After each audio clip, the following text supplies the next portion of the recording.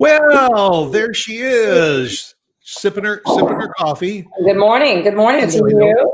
How are you? I'm well, thank you. How are you? Good to see you again. It seems like it's been a week since I've seen you. It does seem that way, doesn't it? Top of the morning to you. Going good. How about you? We were just talking just before we went on the air, and all you got big doings coming up this weekend, having a big party.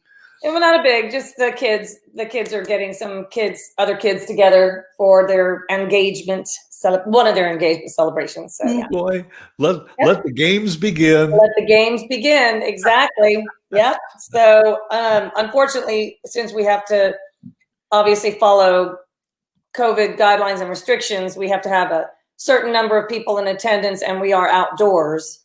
We'll be wearing masks, and so that will help keep us warm, but it's supposed to be like 29 degrees on Saturday. So you'll not only be wearing masks, you'll be wearing parkas. Yes. Yeah. So, but you know what? Just got to make the best of it. They'll have heaters out there and stuff to help keep us warm, but yeah. So we're looking forward to the weekend.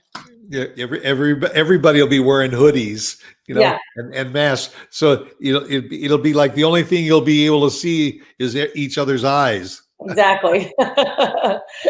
So it'll keep us warm, but yeah, we're looking forward to that. That's great. It'll be a good time. Yeah. Otherwise, it's strange because we had a couple of days where it got really cold at night, and then it got really cool during the day. Now all of a sudden it's going to go to almost 70 today. Is it? I didn't even look. Yeah, this is nutsy kind of weather. Yeah. It is. One day I'm putting the dog's sweater on, and the next day, she's just running around the yard all by herself. Yeah, that's Dallas weather for you. It tends to be schizophrenic at times. Yeah. Well, you know what they say, which is the lead in. Somebody said that to me this week. Or last weekend we were talking. Well, you know what they say, and they say about the weather, and you know what they say about this, and you know what they say. And I said, who is they? Yeah. We have all done it. We've all talked about, who they say, like the medical community. Well, they say this about COVID, and they say this about wearing the mask. And I wonder, who is they? Are Right. there names behind the they? And who's behind all these phrases that we do? And I texted you and I said, I want to know who they is. Where did all these things come from that people said? And you said, well, that sounds interesting. Hmm. And I even have a whole book. Why do we say it? That's a good book. Yeah. Yeah, and it's Yeah. it's all that kind of, because I think we kind of lose sight of how many old quotes and phrases and everything we use in a day. Like when we say goodbye at the end of our show, I say catch you later. Where did catch you later come from? Yeah. Well, on the onset of our show, or at the onset of our show, I said top of the morning to you. I don't think you heard me, but there's another one, top of the morning to you. What is that? Because it's the beginning of the day. I don't know. It's funny you're talking about they say ... That has always been something that we've laughed about, just because sometimes when you say they say ... it's a fact, because maybe you are saying, well, they say, and it could be that you are referencing something that the medical industry has just released or something like that. But a lot of times too, you're saying they say ... and it's just something like that you shouldn't wear, a red hat on Tuesdays. I don't know, and so people will be like, well, who are they? What do they know? And I don't really like they very much if you don't agree with them. So I often, we sometimes giggle when people say that, what they say ... And who knows if it's even, who are they? And is it even a fact? It's Well, they say you don't wear white after Memorial Day. Yeah. Oh, okay. Who said you don't wear white after Memorial Day? Tell that to the people that are living in the Bahamas. Yeah. You know, Right. Exactly. that's the, and it, yeah, and it's all, I just over and over and over again. I use sayings a lot, and I also my family, we're big quoters. We quote movies, we quote TV shows, but we do sayings a lot. And you know, when you suggested that we do this topic, I started thinking about just some of the sayings that I tend to use frequently, and one of them that I use frequently, and I know my father's listening right now, is well, let's just play it by ear. Okay. And I say it all the time because I'm not a good planner unless I absolutely have to. I mean, I will plan and I will schedule things if I absolutely have to. But if it's something like, hey, Vaughn, do you want to just have lunch next Tuesday? You know, I don't know if I really am going to be able to have lunch next Tuesday, if I want to have lunch next Tuesday. So if it's not something, I'll say, well, let's just play it by ear. Or, you know, do you want to go somewhere, wherever, whenever, or do you want to do this or have whatever? Let's just play it by ear. Drives my dad crazy. He is not a play it by ear person.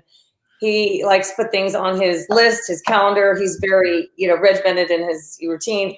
And so, but I got to thinking about it, and I say that a lot, and I say cross that bridge when we get to it a lot. So that must have something to do with my personality. Play it by ear, cross that bridge when we get to it. I'm a non-commitful.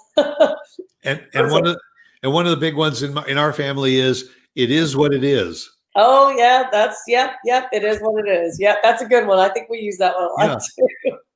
And hopefully by the end of the show, people are going to walk away from this show and they're going to be cognizant of every time they say something that is like a slang term. Right. As, did I just say that? I think that when you say it is what it is, to me, that's just wanting to end the conversation. Same with let's just agree to disagree. Just that, to me, all that means right there is we're done. We're done with this conversation. It is what it is. We're agreeing to disagree, whatever. Well, that's right. And then we'll just play it by ear. Well, and I had to look that up real quick. Playing something by ear, we all know what it means. It means to be flexible, be casual, go with the flow. Well, go with the flow is another, you know, kind of go with the flow, I'm assuming, is a river, kind of just going whichever way it takes you, you know, flexibility. Playing by ear is, you know, the phrase comes from performing music without having to read from a score, a music book or whatever. Proceed instinctively, just kind of, you know, playing, but just what feels right at the time. So, you know, that it is interesting if you do use a phrase a lot. Like I've kind of picked a few that I have used a lot. Some of them are just common sense. You understand the meaning just by the phrase. But if you don't and you use it a lot, go Google it, because it's interesting to look at the origin of some of these phrases. A lot of them have ancient origins. Yes. You know, one of them that you would put on your little list, you said you can't hold a candle to that. Oh yeah. You said can't hold a candle, and it says, what's the reason we say that an inferior person can't hold a candle to a superior one? It says, I don't know why my phone was going off for some reason. Do you need to take that call? Yeah, it's just somebody calling me to tell me that it is what it is. That's right. It says in the Roman Catholic Church, a candle is held or placed before the image of a favorite saint in praying to that saint for a special favor. So a person who cannot hold a candle to another, that is someone who cannot even pray to him, and that person is inferior. So you can't hold a candle to that praying to that person. Okay, that's interesting. I don't use that one a lot. One that I do hear a lot, and you'd be very interested to hear the origin of this, is what's the rule of thumb? And I use that a lot. And I know I've been in the company of people who use that a lot. Whatever, let's just go with the rule of thumb, or what's the rule of thumb, or follow the rule of thumb in this situation. Well, I went to look at the origin of that phrase that is used quite often, which is a very innocent phrase to use because you're trying to do something accurately. You're following the rule of thumb. What is kind of the natural way to move forward, or the most logical way to move forward, because you're following the rule of thumb. Well, when I looked it up, it was awful. It, I guess, dates back to 1782. There was a judge named Sir Francis Buller, and his nickname was Judge Thumb. And he was nicknamed Judge Thumb. And he ruled back in that time that a man could beat his wife with a stick as long as the stick was no wider than the width of his thumb. That was the rule of thumb. That's interesting. So you might want it, yeah. And from my little book, it said, because that's the way rough measurements were taken in the old days. The first joint of the thumb is approximately 1 inch long. So a foot was once the length of a foot, and a hand the width of a hand. So they used to say the rule of thumb is, if you wanted to know how long something was, you took that part right there, is supposed to be 1 inch, and you just take that and measure it, and that would be the rule of thumb. I like your origin better than beating your wife. Mine, the one that I came across was clearly an old wives' tale, but it was interesting because as I was looking at that, right below it was the phrase "pleased as punch," which I don't use often, but certainly have heard before. Pleased. She was just pleased as punch. Oh, they're just pleased. I'm just pleased as punch. Yes. Well, I dug into that, and it was very similar to the rule of thumb. Do you remember the old puppet show, Punch and Judy? Punch and Judy, yes. Well, I didn't know this because I think that puppet show was a little ahead of before me, but it was apparently, and maybe you can speak to this, Punch was at his happiest when he was beating his wife and being just mean and cruel and beating his wife. And so from that, I guess, show came this "pleased as punch" expression or phrase, which is really, if you think about it, a terrible thing. Same with the rule of thumb. If you follow that, we use them as you go through time and history. These phrases just become part of our communication, our language, and we don't really think about the origin of where they come from. Although it seems now, since you had a different explanation of rule of thumb, that perhaps there are probably now over time phrases have been given different meanings. And it's interesting because in my little book that "pleased as punch," it's exactly the same. That it was taken from Punch and Judy. We must be getting some comments in here or something. That's what I'm getting. My phone is making these sounds because one of them was from your mother who's watching the show. What did she say?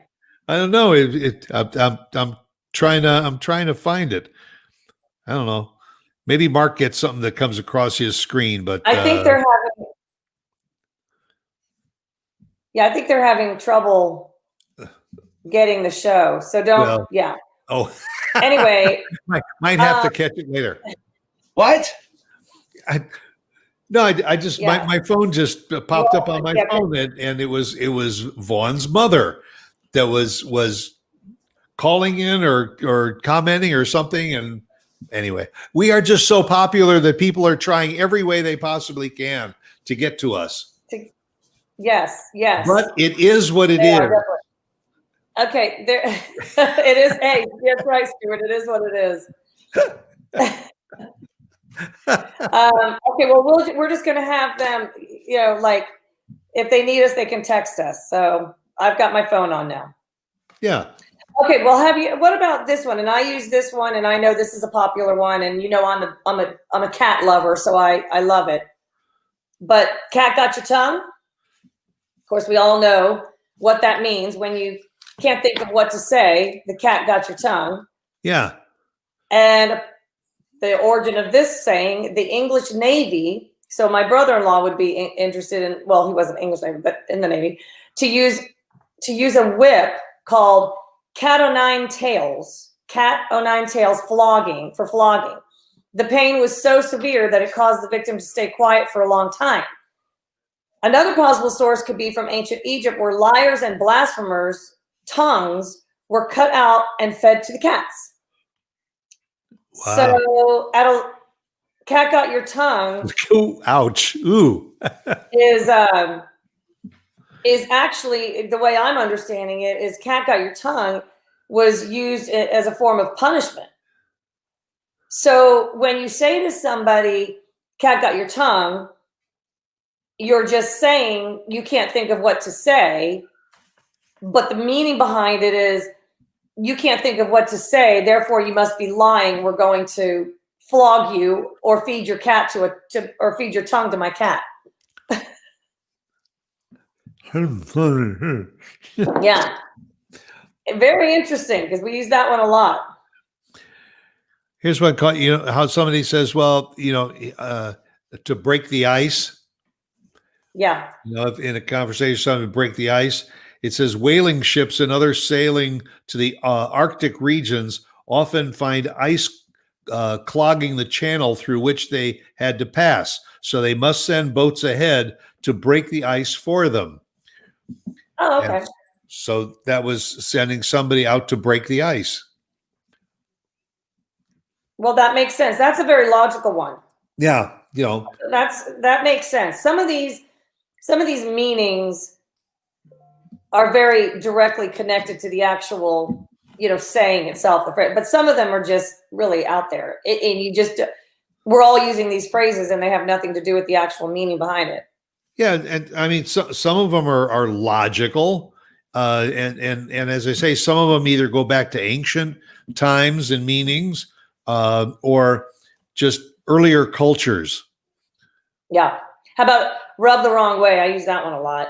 Rub the wrong way? Yeah, it's kind of like, I don't know, when you really can't put your finger on something. Can't put your finger on it? Like you can't really explain exactly why that person is not your favorite to, hang with socially or whatever.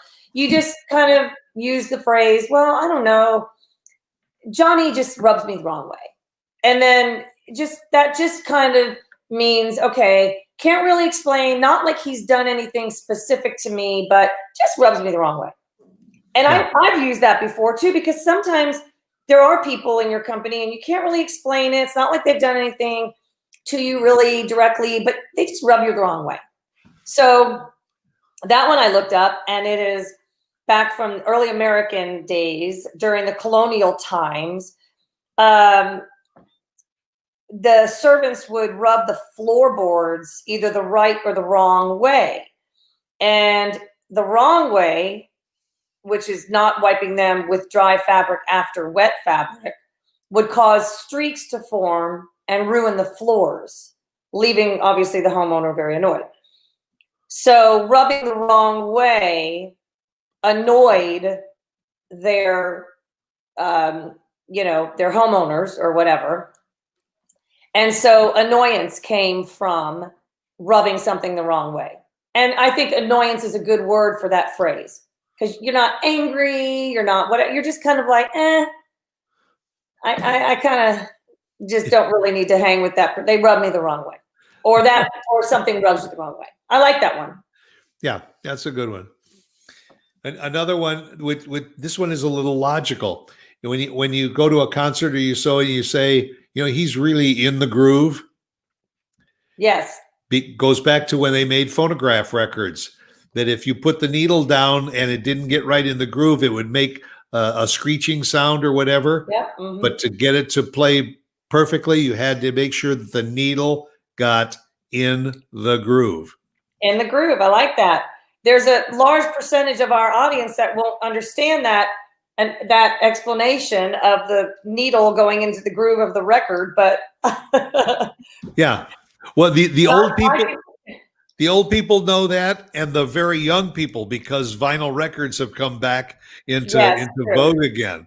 True, yeah. It's the 8-track and the cassette and the CD people that don't know what "in the groove" means. Exactly. I don't use that one a lot. I don't hear that one a lot, but I that's a more logical one. Absolutely. You know which one I don't care for, and I hear a lot. I used to hear it a lot more when I was the mom of younger kids. Now I'm the mother of 3 young adult kids. Yeah. But when my kids were younger, and I have a boy and 2 girls, and so when my son would be playing in the sandbox with, I'll use little Johnny again, and Johnny would rip the Tonka truck out of his hands. And this is just hypothetical. This didn't really happen. But the mother then would say, "Oh, boys will be boys." And I have always had a problem with that phrase, because while I agree that there are certain behavioral characteristics of a boy that would lend itself correctly to that phrase, "boys will be boys," sometimes I think that phrase is overused or misused, because I don't think being rude and allowing your child to be disobedient and a bully and rude is, I don't know the word, to say boys will be boys. That's not a good example of a boy being a boy. That's just a boy being a rude child or a bully or disobedient or disrespectful or whatever. But parents use that all the time to explain or justify behavior. And they get just boys will be boys. Boys will be boys. And a lot of people are just like, "Oh, I guess you're right. Boys will be boys. They're supposed to be tough. They're supposed to rip the toy right out of your hands," but I always had a problem with that, because I thought, well, I don't know about that phrase. Boys will be boys. I get it in some cases, but not when your child's just being rude and disrespectful. It's used a lot. Yeah. And it's misused a lot. Well, but I think, don't they also say girls will be girls?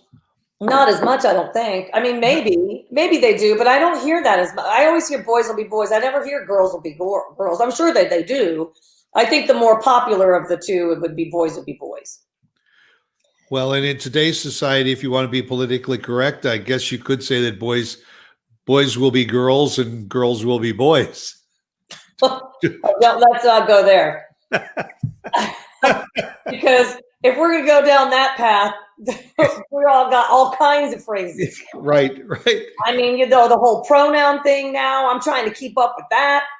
He, she, we, his, her, me. I'm trying so hard to learn it and understand it.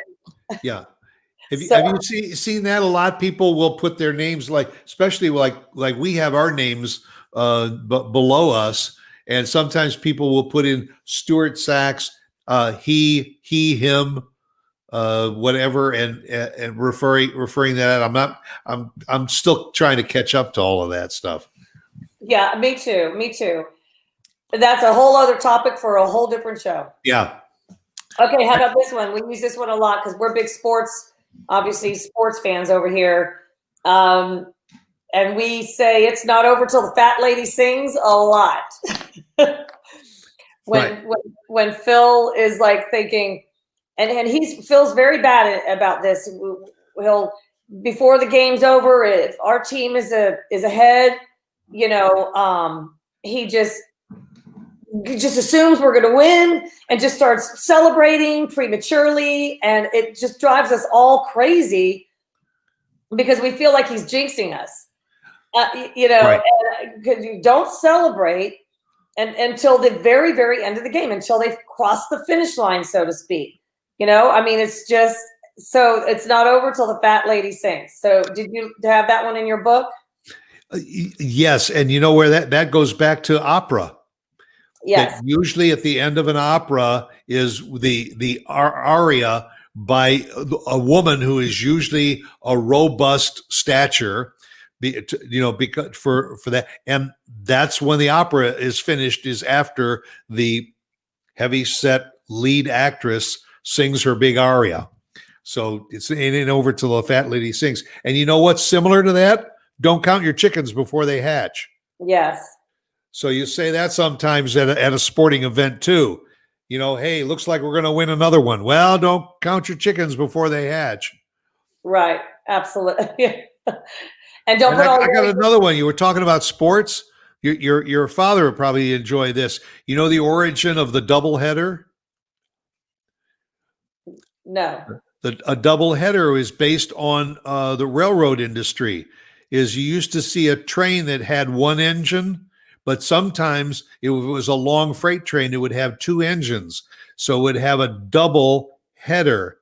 And they started calling two baseball games on the same day a doubleheader based on that railroad term.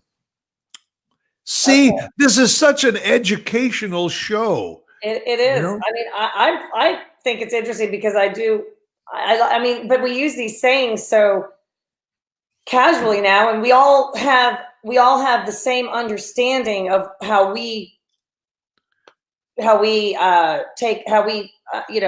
see the meaning of it. I think we're all on the same. We all, meaning general society, have the same understanding of it all. Someone's asking, is this a question? Is that Karen? Oh, yeah. Karen just said, I understand in the grove. I think she meant in the groove. Yeah. Oops. In the groove. Well, yes. But that's like also, how many times have you been in a restaurant and the waiter will come over or something? Are you ready to order? And you'll say, just a minute. Yeah. Give me a minute and all. And I don't know where it is, but it just popped into my head that we often use phrases like that. You don't really think about it, but it's just give me a minute. Yeah. 1 sec. 1 sec. Mark just put that, because that's what I say a lot. Yeah. I always, like, if somebody is texting me and I'm busy at the moment or whatever, and I don't want to, I'll just say 1 sec. But for some reason, it started to change it to 1 sex, S-E-X, for some reason. So very often my 1 sec comes out 1 sex because it just automatically changes it, which I don't understand why, because I guess the C and the X are close to each other, aren't they? Yeah. Well, as I've gotten older, I've started to say 1 minute because you need a little bit more time. Yeah. Than 1 sec. You can't do anything and pause for 1 sec. Well, give me a minute. Give me a minute. I'll be right with you. Give me a minute. Yeah. Okay. Well, then, by golly, next time you say 1 minute to me, I'm going to expect you to get back in touch with me within that minute. Right. Or you start your watch to see if they actually are back in 60 seconds. Yeah. How about I gotta run? There's see you later. Gotta go. Yeah. How about I gotta run? Gotta run. Somebody, I gotta run. Well, obviously, quite literally, you're not just going to go running off, but you got to run. You got to hop. You got to hop. You got to run. You got to. Very interesting. Going back a lot of years. This is probably around the early 90s. So Lauren and I had a shoe business back in the Chicago area, and we devoted part of our store to runners. And that was the name of my running shop. Gotta run. Oh, that's cute. I like that. Gotta run. But it is a phrase, and that's why we really took it. It was because so many people say, "Well, yeah, listen, I'd like to talk to you a little bit more, but I got to run." Right. And I wonder if that actually meant I have got to get out of the house and go for a run, or it was just a fictitious term. Well, in some cases, you never know. It might be that. Might be the literal gotta run. Don't know. Yeah. I mean, go ahead. How about don't put all your eggs in one basket? We've used that a lot just because we have young adults and they're making important decisions, and even back when they were applying to colleges, or now they're applying to jobs, and or just any kind of like, it's a very casual phrase, but really has a very, very powerful meaning, in my opinion. When I use it, I'm using it quite seriously, just not literally, obviously, don't put all your eggs in one basket, but to not, risk everything on, on one venture. And so it obviously makes sense. And we use it because it's a casual phrase, but has a strong meaning. There's a reason for it too. Do you know the origin of that? Don't put all your eggs in one basket. Right. It's a very logical reason. If you put all your eggs in one basket and you drop the basket, you've lost all the eggs. Yep. So if you don't put all your eggs in one basket, if you drop a basket, you've only lost part of the eggs. Exactly. Very good, Stuart. Yeah, that's why I say I read about this stuff. I mean, lately I got a very sheltered life. So you and everybody else. Yeah, so. You should put that book that you have on your coffee table, because I would pick that up and thumb through it. Yeah. Yep. How many pages is that book?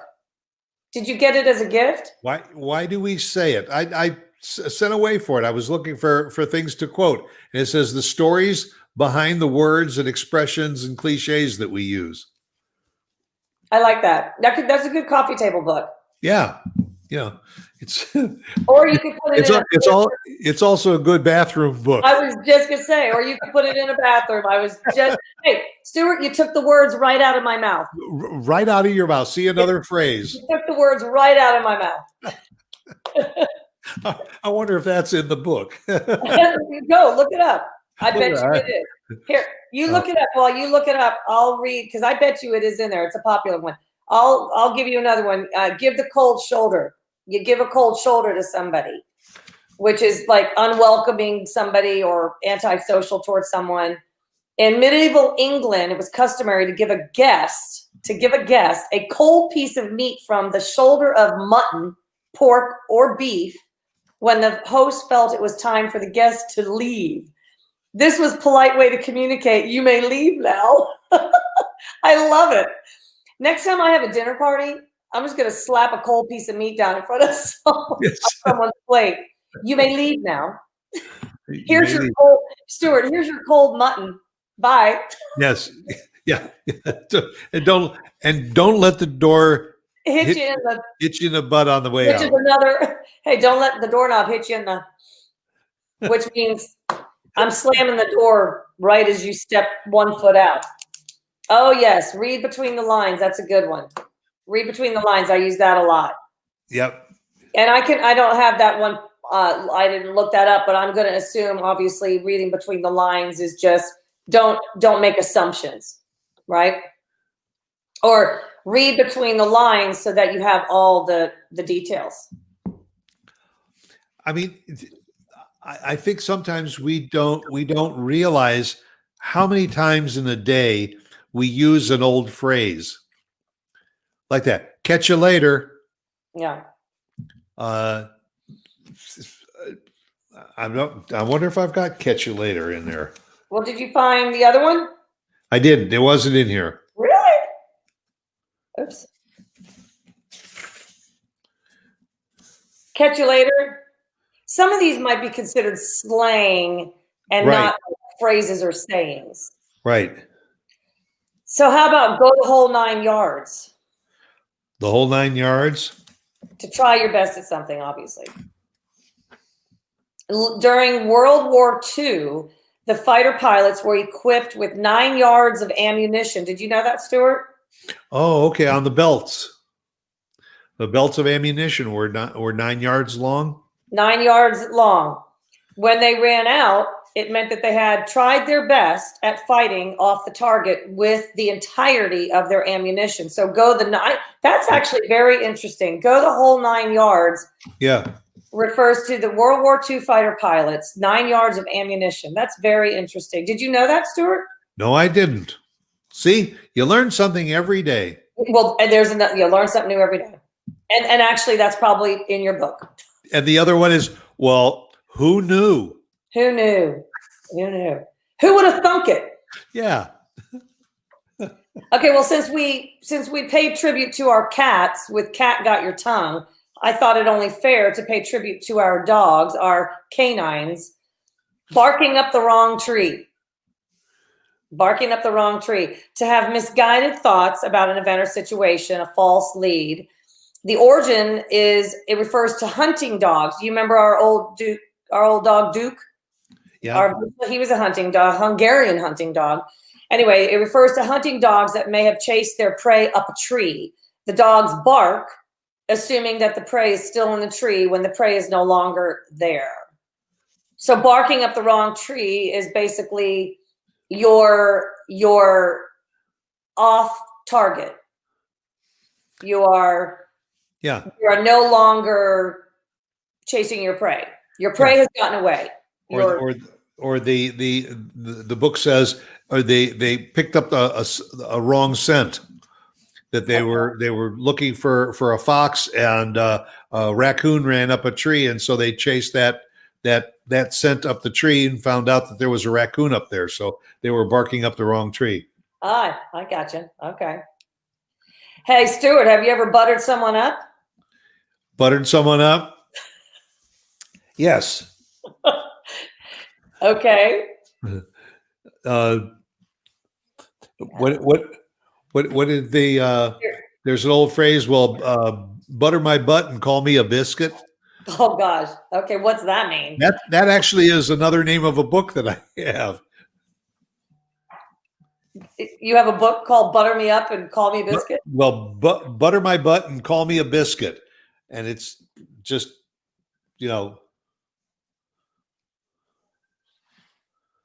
I don't understand what this is. Your mother is on my phone. You know what? I'm going to try and see if I've.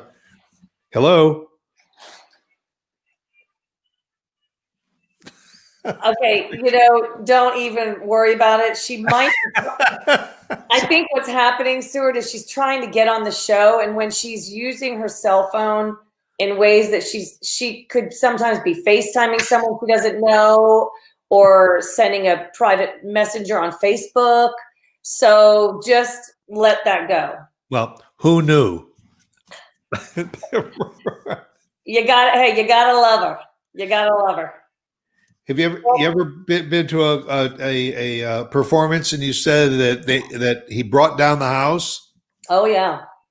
That actually goes back to the time of Shakespeare. Sometimes when the performance was so good that people had just the applause was thunderous, and people would start stamping their feet, and they would destroy the bleachers that they were sitting on, and it would literally bring down the house. Wow.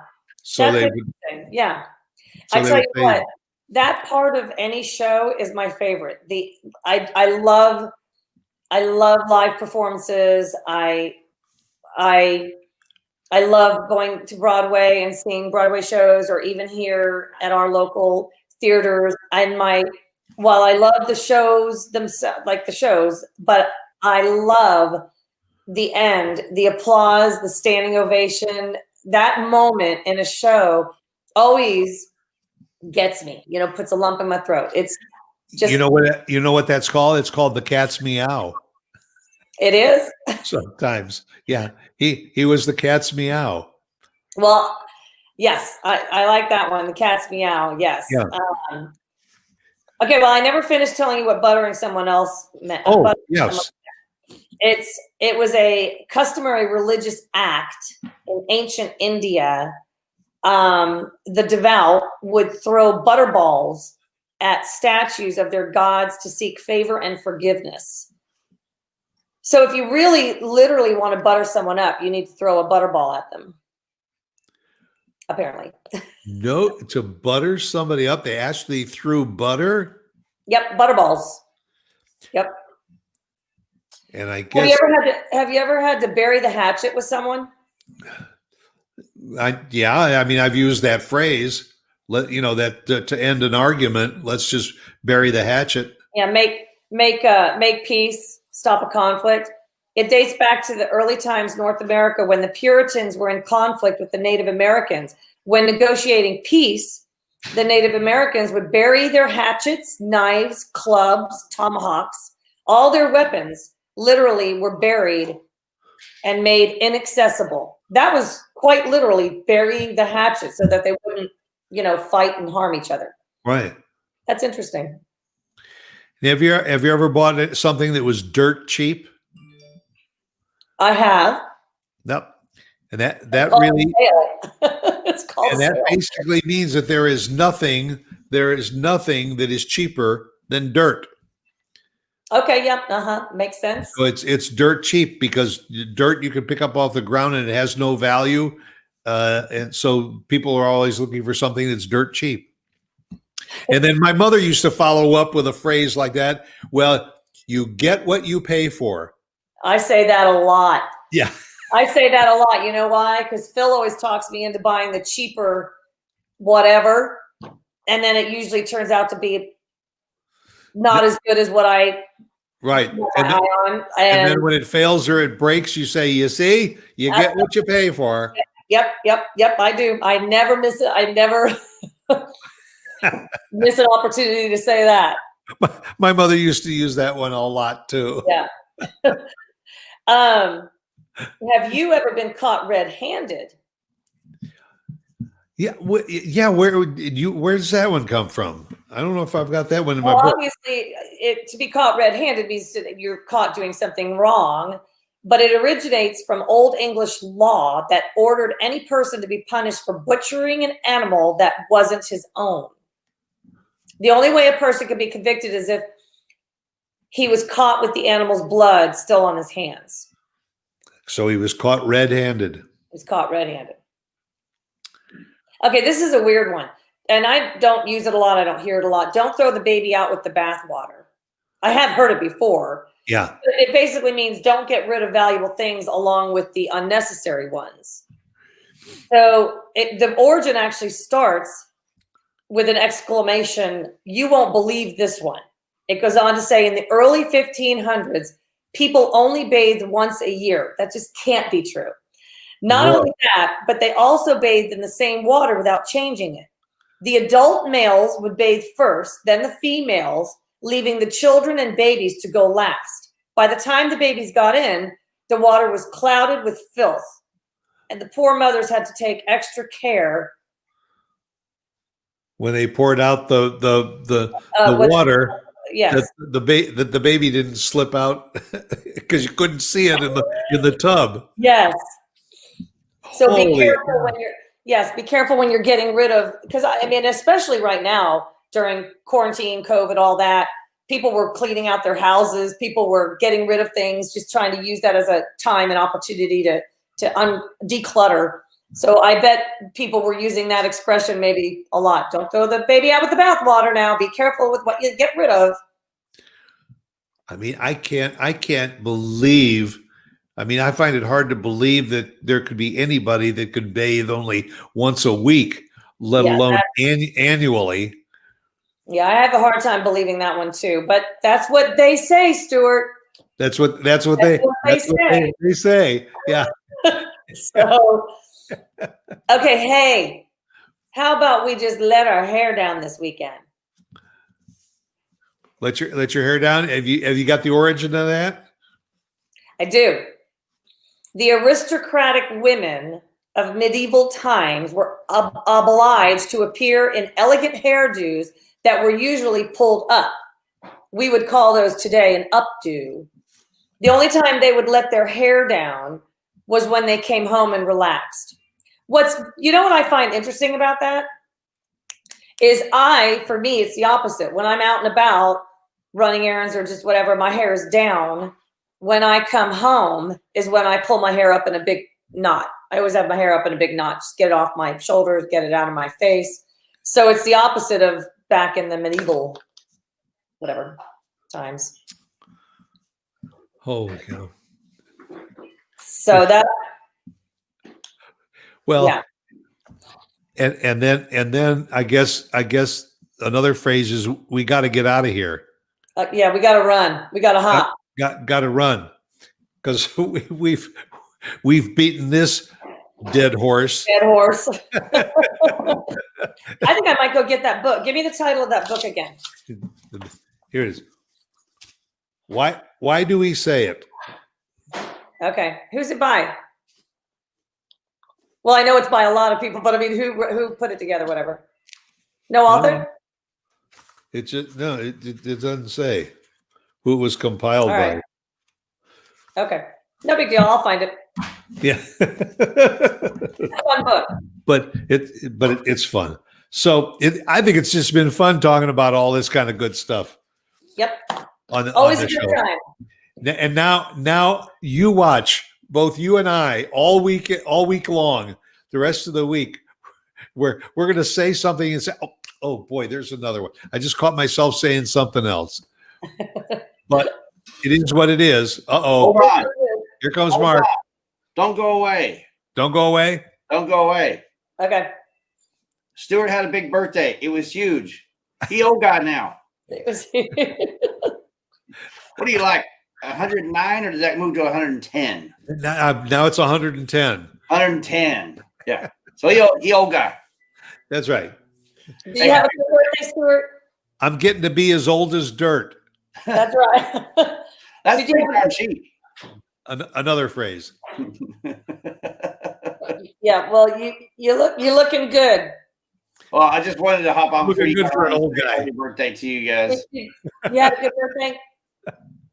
The what? You had a good birthday. Yep. My birthday was over the weekend. I hit 75. Wow. Got biggins. Well, it's kind of close to like 110. Yeah. It's something to strive for. And for all the listeners out there, it's kind of a joke. It was an ongoing joke in either, I don't know, 2018 or 2019. I can't remember what year it was that I don't even remember who came up with that, but you're the old guy. Yeah, well, I posted on my website that I'm really 18 with 57 years experience. Yeah. Got it. That's the other way to look at it. All right. Well, you guys in the show. I just wanted All to say right. happy birthday. That will do it. That'll do it for another edition of Something to Talk About. And I guess we're out of here because we got to run. The fat lady's singing. And it is what it is. So see y'all next week. Make it a great week, and we'll catch you right here again next Wednesday at 11 o'clock for Something to Talk About. Bye, guys.